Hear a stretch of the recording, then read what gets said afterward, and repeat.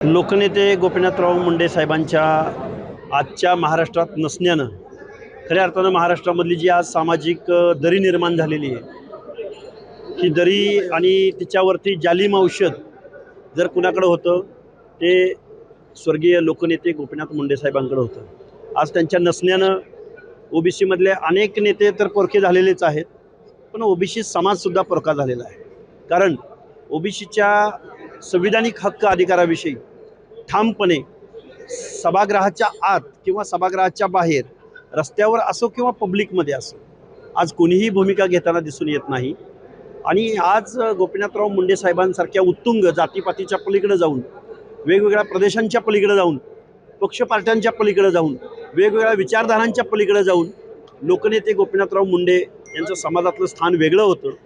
आणि आजच्या पुण्यतिथीच्या निमित्तानं मी मुंडे साहेबांच्या चरणी एवढंच म्हणेन की ओबीसीचं हक्क अधिकारांचं संरक्षण करण्याची जिम्मेदारी